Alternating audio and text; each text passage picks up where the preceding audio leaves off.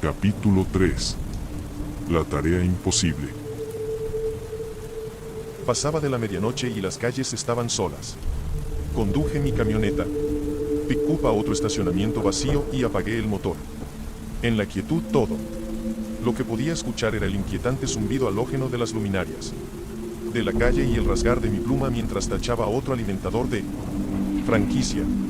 La última en una interminable serie de restaurantes de comida rápida y comedores de cocinas industriales que recibían más visitantes nocturnos de lo que te gustaría saber.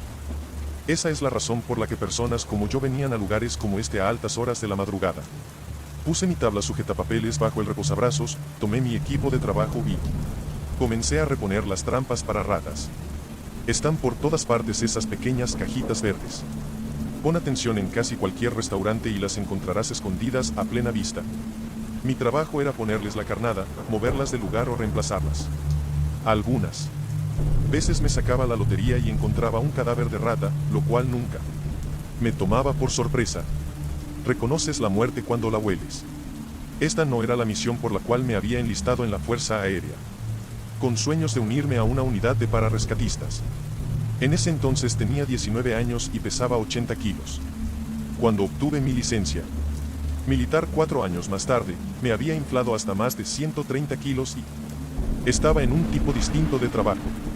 Con ese peso, incluso inclinarse para poner el cebo en las trampas requería de esfuerzo. Estaba tan gordo que tenía que coser un calcetín deportivo en la entrepierna de mi pantalón de trabajo para que no se trozara cuando me hincaba. De veras, era un espectáculo patético. Una vez controlado el exterior, era momento de aventurarse al interior, lo cual era una categoría propia de tierra salvaje. Tenía llaves de casi todos los restaurantes en esta parte de Indianápolis, así como sus códigos de alarma. Una vez dentro, me ponía una máscara de fumigación cubriéndome la cara y bombeaba mi rociador color plateado lleno de veneno. Me veía como un maldito extraterrestre en esa cosa, con sus filtros dobles sobresaliendo de mi boca, protegiéndome de los vapores tóxicos.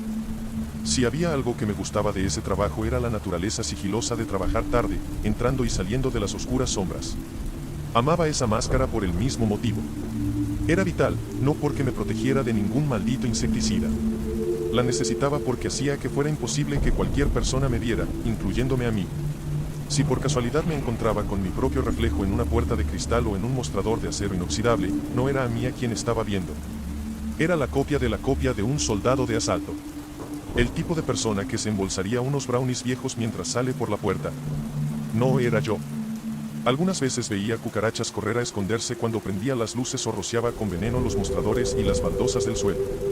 Veía roedores muertos pegados en trampas pegajosas que había dejado en visitas previas. Los embolsaba y los tiraba a la basura.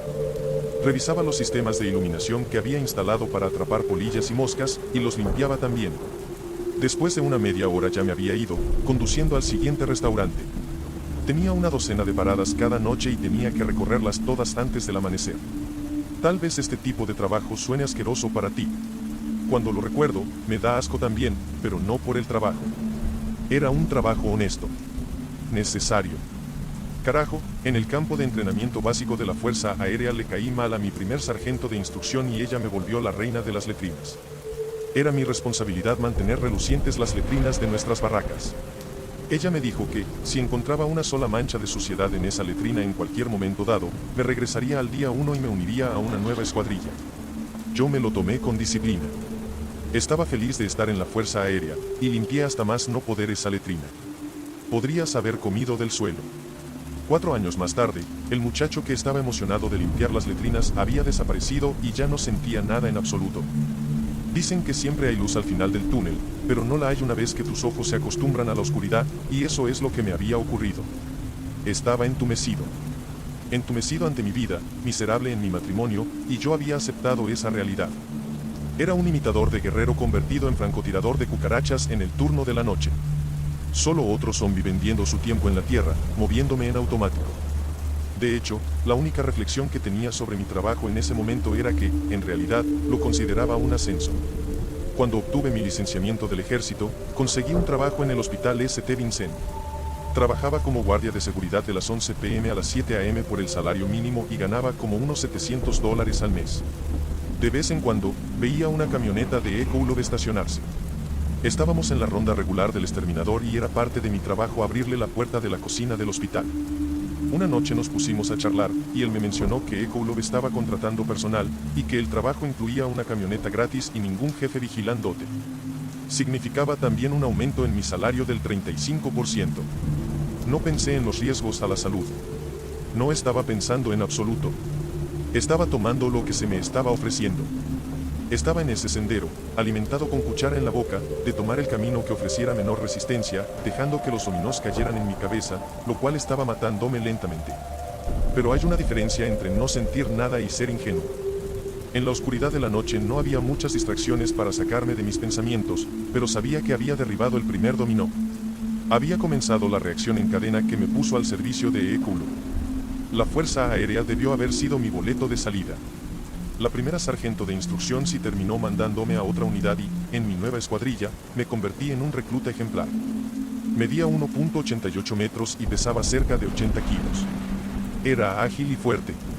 Nuestra unidad era la mejor escuadrilla en todo el campo de entrenamiento, y pronto ya estaba entrenando para mi trabajo soñado, para rescatista de la Fuerza Aérea.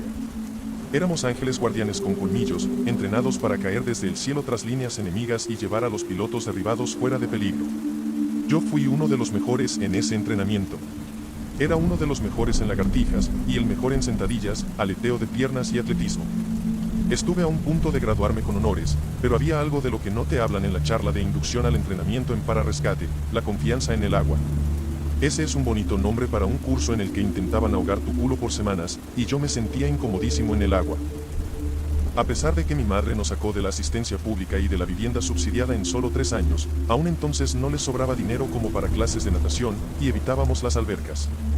No fue sino hasta que asistí al campamento de Boy Scouts cuando tenía 12 que finalmente fui confrontado con la natación.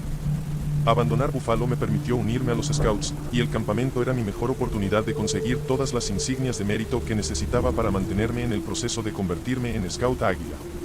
Un día por la mañana fue momento de calificar para la insignia de mérito en natación, lo que involucraba nadar 1,5 kilómetros en un circuito marcado con boyas en el lago. Todos los otros niños saltaron al agua y comenzaron a nadar, y si yo quería guardar las apariencias, iba a tener que fingir que sabía lo que estaba haciendo. Así que lo seguí al lago. Nadé como un perro lo más que pude, pero seguía tragando agua, por lo que me giré sobre la espalda y terminé nadando el circuito entero con una jodida técnica de brazada de espalda improvisada sobre la marcha. Insignia de mérito asegurada. Cuando llegó el momento de tomar la prueba de nado para entrar al entrenamiento de pararescate, necesitaba saber nadar de verdad. Este era un nado libre cronometrado de 500 metros, e incluso a los 19 años todavía no sabía nadar en estilo libre. Así que llevé mi ignorante trasero a Barnes y Noble, compré natación para tontos, estudié los diagramas y practiqué en la piscina cada día. Detestaba poner mi cara en el agua, pero me las ingeniaba para dar una brazada, luego 2, y antes de mucho ya podía nadar un largo completo. No flotaba tanto como la mayoría de los nadadores. Siempre que me detenía, incluso por un momento, comenzaba a hundirme, lo cual hacía que mi corazón entrara en pánico, y mi tensión en aumento solo empeoraba las cosas. Eventualmente, pasé esa prueba de nado, pero hay una diferencia entre ser competente y estar cómodo en el agua, y otra gran distancia entre estar cómodo y estar confiado. Y cuando no puedes flotar como la mayoría de las personas, la confianza en el agua no viene fácilmente. Algunas veces ni siquiera llega en absoluto. En el entrenamiento de pararescate, la confianza en el agua es parte del programa de 10 semanas, y está lleno de evoluciones específicas diseñadas para probar que también puedes trabajar en el agua y bajo estrés. Una de las peores evoluciones para mí se llamaba subir y bajar. La clase estaba dividida en grupos de 5, alineados de canaleta a canaleta en el extremo poco profundo de la alberca y totalmente equipados. A nuestras espaldas llevábamos cargando 2 tanques gemelos de 8 litros hechos de acero galvanizado, y portábamos también cinturones de 7 kilos. Íbamos muy jodidamente cargados, lo cual hubiera estado bien, excepto que en esta evolución no teníamos permitido respirar de los tanques que llevábamos. En lugar de eso, nos pidieron caminar hacia atrás por la pendiente de la alberca, de la sección de 1 metro de fondo a la parte más honda, como a 3 metros de profundidad, y en esa lenta marcha para llegar a la posición, en mi mente se arremolinaban pensamientos de duda y negatividad. ¿Qué carajos estás haciendo aquí? Esto no es para ti. Tú no sabes nadar. Eres un impostor y ellos van a averiguarlo. El tiempo se volvió más lento y esos segundos parecieron minutos. Mi diafragma se sacudía, tratando de forzar más aire al interior de mis pulmones. Teóricamente, sabía que la relajación era la clave para todas las evoluciones submarinas, pero estaba demasiado aterrorizado para soltar la tensión. Apreté mi quijada tanto como mis puños. Mi cabeza palpitaba mientras yo luchaba por mantener lejos al pánico. Finalmente, estábamos todos en posición y era momento de empezar a subir y bajar. Eso quería decir empujarnos desde el fondo a la superficie, sin el beneficio de usar las aletas que llevábamos, tragar una bocanada de aire y volver a hundirnos hasta abajo. No fue sencillo subir completamente cargado, pero al menos fui capaz de respirar, y ese primer aliento fue mi salvación. El oxígeno inundó mi sistema y comencé a relajarme hasta que el instructor gritó, "Cambio". Esa era nuestra señal para quitarnos las aletas de los pies, colocarlas en nuestras manos y, en un solo movimiento de brazos, propulsarnos a la superficie. Teníamos permitido empujarnos desde el suelo de la alberca con los pies, pero no podíamos patalear. Hicimos esto durante 5 minutos.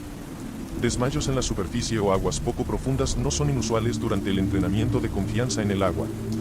Van de la mano con estresar al cuerpo y limitar su ingreso de oxígeno. Con las aletas en mis manos apenas podía sacar lo suficiente mi rostro del agua para poder respirar y, mientras tanto, estaba trabajando duro y quemando oxígeno. Y cuando quemas demasiado oxígeno demasiado rápido, tu cerebro se apaga y comienzas a desmayarte. Nuestros instructores llamaban a eso, conocer al mago. Mientras el reloj corría, podía ver estrellas aparecer en mi visión periférica y sentí que el mago se me estaba acercando. Pasé esa evolución y pronto nadar con aletas en mis manos o pies se volvió fácil para mí. Lo que permaneció complicado de principio a fin era una de nuestras tareas más simples, mantenerse a flote sin usar las manos. Teníamos que mantener nuestras manos y nuestras barbillas por encima del agua, usando solamente las piernas, las cuales daban vueltas en un movimiento como de batidora, durante 3 minutos. Eso no suena a mucho tiempo, y para la mayoría de mi clase era fácil. Para mí, era casi jodidamente imposible. Mi barbilla continuaba tocando el agua, lo cual significaba que el tiempo comenzaba a contar otra vez desde cero. A todo mi alrededor, mis compañeros se sentían tan cómodos que sus piernas apenas se movían, mientras que las mías iban a toda velocidad, y aún así no podía quedarme ni la mitad de alto que esos muchachos blancos que parecían estar desafiando a la gravedad. Cada día era otra humillación en la piscina. No porque me avergonzaran públicamente.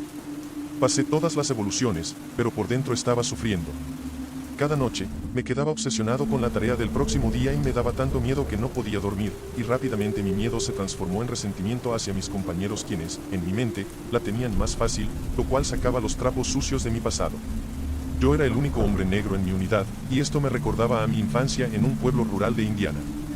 Entre más difícil se volvía el entrenamiento de confianza en el agua, más crecían esas oscuras aguas interiores hasta que parecía que también me estaba ahogando de adentro hacia afuera. Mientras el resto de mi salón dormía, el potente cóctel de miedo y enojo transitaba por mis venas y mis fijaciones nocturnas se convirtieron en una especie de profecía autocumplida. Una donde el fracaso era inevitable porque mi miedo desenfrenado estaba liberando algo que no podía controlar, la mentalidad de renuncia.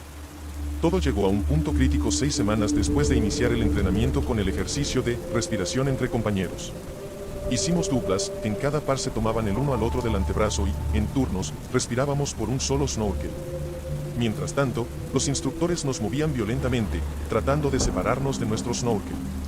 Todo esto se supone que debía ocurrir cerca de la superficie, pero yo tenía flotabilidad negativa, lo cual quería decir que me estaba hundiendo a la parte más profunda de la alberca, arrastrando a mi compañero conmigo.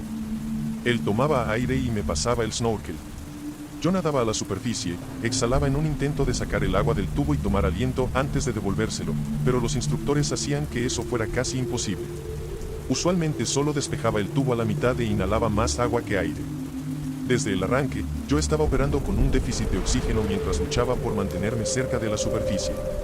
En el entrenamiento militar, es trabajo del instructor identificar eslabones débiles para retarlos a dar la marca o renunciar, y ellos podían darse cuenta de que me estaba costando. En la piscina ese día, uno de ellos estaba siempre en mi cara, gritando y empujándome, al tiempo que yo me ahogaba, tratando y fallando en tomar aire a través de un estrecho tubo para mantenerme alejado del mago. Recuerdo haberme sumergido y haber mirado hacia arriba al resto de la clase, esparcidos como serenas estrellas de mar en la superficie. Totalmente tranquilos, pasaban sus snorkels de uno al otro sin problemas, mientras yo me enfurecía. Ahora entiendo que mi instructor solo estaba haciendo su trabajo, pero en ese entonces pensaba, este cabrón no me está dando una oportunidad justa. Pasé esa evolución también, pero todavía me faltaban 11 evoluciones más y 4 semanas de entrenamiento de confianza en el agua. Tenía sentido. Estaríamos saltando desde aviones sobre el agua. Lo necesitábamos. Yo simplemente ya no quería hacerlo más, y a la mañana siguiente, me ofrecieron una puerta de salida que no había visto venir. Semanas antes, nos tomaron muestras de sangre durante un chequeo médico, y los doctores descubrieron que yo tengo el rasgo de células falciformes. No tenía la enfermedad, anemia de células falciformes, pero sí el rasgo, lo cual se creía en aquel tiempo que incrementaba el riesgo de una muerte repentina por paro cardíaco relacionado con el ejercicio. La Fuerza Aérea no quería que cayera muerto a la mitad de una evolución y me retiraron del entrenamiento por razones médicas. Pretendí tomarme con pesadez las noticias, como si me estuvieran arrebatando mi sueño. Hice una gran maldita actuación de estar encabronado, pero por dentro estaba eufórico. Más tarde esa semana, los doctores revirtieron su decisión. No dijeron específicamente que fuera seguro para mí regresar, pero sí dijeron que el rasgo no estaba todavía bien estudiado y me dejaron a mí tomar la decisión final. Cuando me reporté de vuelta, el sargento mayor me informó que me había perdido demasiado del entrenamiento y que, si quería continuar, tendría que comenzar desde el día 1, semana 1. En vez de 4 semanas, tenía que soportar otras 10 semanas más del terror, la rabia y el insomnio que venían con el entrenamiento de confianza en el agua. Hoy en día, ese tipo de cosa ni siquiera la registraría mi radar. Si tú me dices que tengo que correr más rápido y durante más tiempo que todos los demás solo para tener una oportunidad justa, yo te diría, entendido, y seguiría adelante, pero en ese entonces estaba todavía muy verde. Físicamente era fuerte, pero no estaba nada cerca de dominar mi mente. El sargento mayor me miró fijamente, esperando mi respuesta. No pude ni mirarlo a los ojos cuando le dije, ¿sabe qué, sargento mayor? El doctor no sabe mucho sobre las células falciformes, y eso está molestándome. Él asintió, sin emoción alguna, y firmó los papeles, sacándome del programa definitivamente. Citó a las células falciformes, y en el papel no había renunciado, pero yo sabía la verdad. Si hubiera sido quien soy ahora, no me hubieran importado 2 carajos las células falciformes. Todavía tengo ese rasgo. No puedes simplemente deshacerte de él, pero en ese entonces, un obstáculo nuevo había aparecido, y yo me rendí. Me movieron al Fuerte Campbell, Kentucky. Le dije a mis amigos y familia que me habían expulsado del programa por razones médicas, y terminé de servir mis 4 años en la partida de control táctico aéreo, TAC por sus siglas en inglés, la cual trabajaba con algunas unidades de operaciones especiales. Me entrenaron para coordinar unidades en tierra y soporte aéreo, aviones veloces como el F-15 o el F-16, tras líneas enemigas. Era un trabajo retador con personas inteligentes, pero, tristemente, nunca estuve orgulloso de él y nunca vi las oportunidades que se me ofrecieron porque yo sabía en mi interior que era un cobarde que había dejado al miedo dictar su futuro. Enterraba mi vergüenza en el gimnasio y en la mesa de la cocina. Me metí a hacer levantamientos de pesas y aumenté por mucho mi masa corporal. Tragaba y hacía ejercicio. Hacía ejercicio y tragaba. En mis últimos días en la Fuerza Aérea pesaba 115 kilos. Después de que me dieron licencia, continué aumentando en volumen corporal, tanto con músculo como con grasa, hasta que llegué a pesar cerca de 135 kilogramos. Quería ser grande porque ser grande escondía a David Goggins. Pude esconder a esta persona de 80 kilos dentro de mis bíceps de 50 centímetros y mi barriga. Me dejé crecer un tupido bigote y era intimidante para cualquiera que me viese, pero por dentro sabía que era una gallina, y esa es una sensación agobiante. La mañana que comencé a hacerme cargo de mi destino comenzó como cualquier otra. Cuando la alarma sonaba a las 7 a.m., mi turno de Ecolog terminaba y yo iba al autoservicio del Steak Shake para recetarme una malteada de chocolate grande.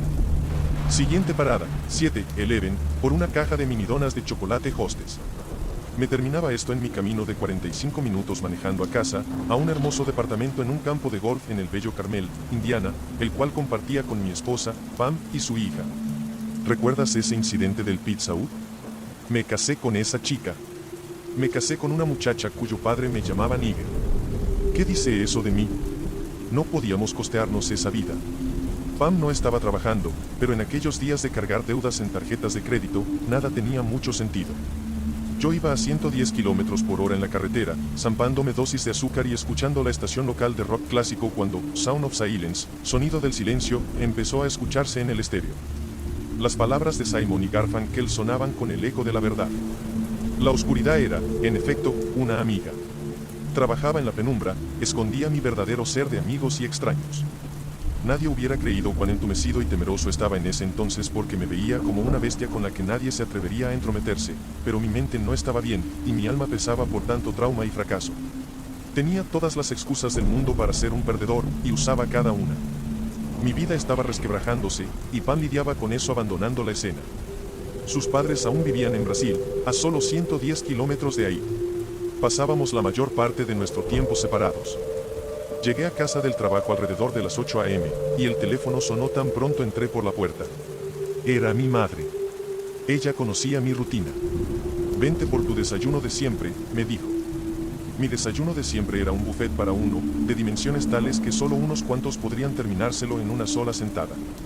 Imagínate, 8 rollos de canela Pillsbury, media docena de huevos revueltos, 300 gramos de tocino, y 2 tazones de cereal Fruity Pebbles.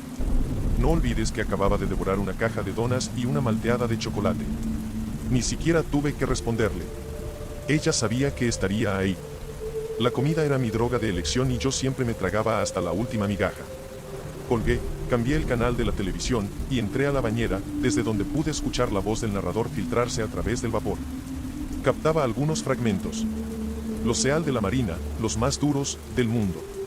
Me envolví una toalla alrededor de la cintura y corrí de vuelta a la sala.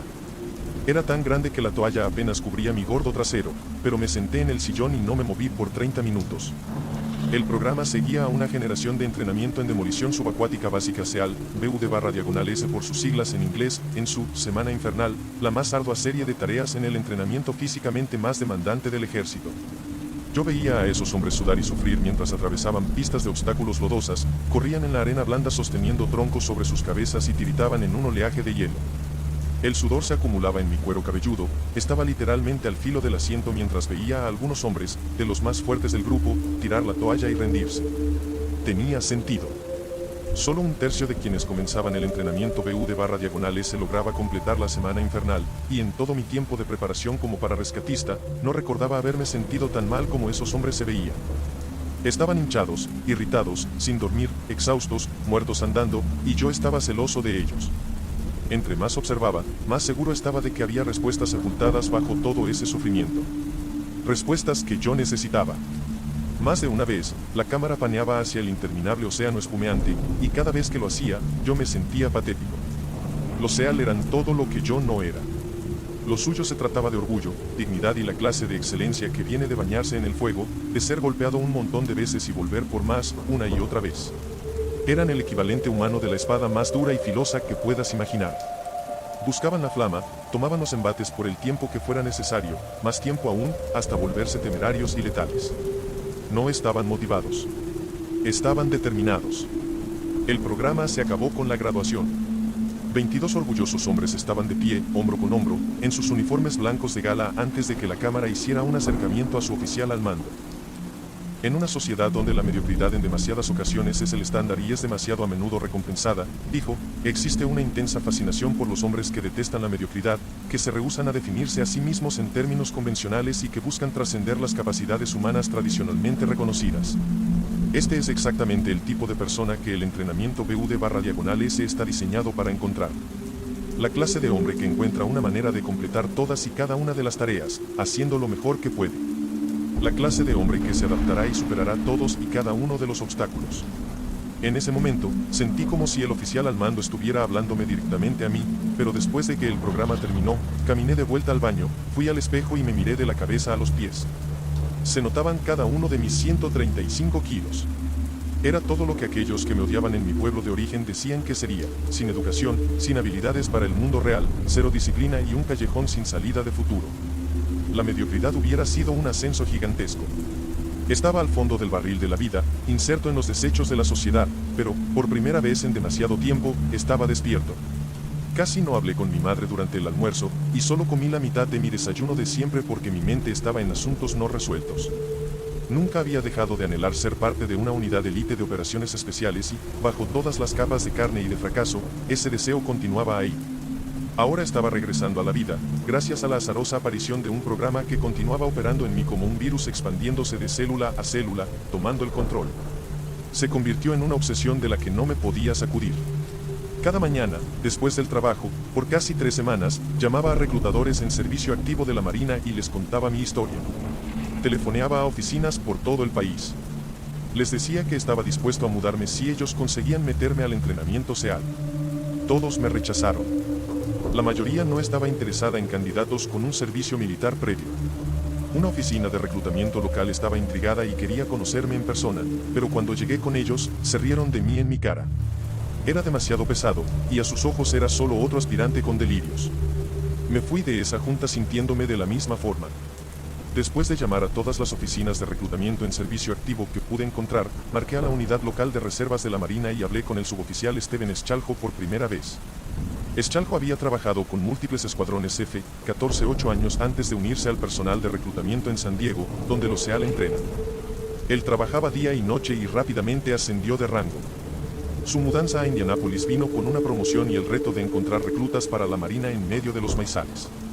Tan solo llevaba en su trabajo en Indianápolis 10 días cuando lo llamé, y si me hubiera contestado cualquier otra persona, probablemente no estarías leyendo este libro. Pero, a través de una combinación de pura suerte y una persistencia terca, encontré a uno de los mejores reclutadores de la Marina, un hombre cuya labor preferida era encontrar diamantes en bruto, personas con servicio previo como yo, deseosas de enrolarse de nuevo y esperando llegar a formar parte de operaciones especiales. Nuestra conversación inicial no duró mucho. Me dijo que podía ayudarme y que debería ir a conocerlo en persona. Eso me sonó familiar. Tomé mis llaves y manejé directo a su oficina, pero no tenía muchas esperanzas. Cuando llegué media hora más tarde, él ya estaba al teléfono con la administración del BUD/S. Cada marinero en esa oficina, todos ellos blancos, estaba sorprendido de verme, excepto Eschaljo. Si yo era un peso pesado, Eschaljo era un peso pluma de 1.73 metros, pero no parecía perturbado por mi tamaño, al menos no en un principio. Era extrovertido y cálido, como cualquier vendedor, pero podía darme cuenta de que había algo de pitbull en él. Me condujo por un pasillo para pesarme, y mientras estaba parado en la báscula, pude ver una gráfica pegada a la pared. Para mi altura, el peso máximo permitido en la Marina era de 87 kilos. Contuve mi aliento, metí la panza lo más que pude e inflé mi pecho en un triste intento de evitar el humillante momento en que seguramente sería rechazado. Ese momento nunca llegó. Eres un chico grande, Eschaljo me dijo, sonriendo y moviendo la cabeza, mientras escribía mis 135 kilos en la historia médica de su carpeta. La Marina tiene un programa que le permite a reclutas en las reservas pasar al servicio activo. Eso es lo que haremos en tu caso. Va a volverse obsoleto al final del año, por lo que tenemos que conseguir que te clasifiquen antes de eso. El punto es que tienes algo de trabajo que hacer, pero eso ya lo sabías. Seguí sus ojos hacia la gráfica de peso y la revisé de nuevo.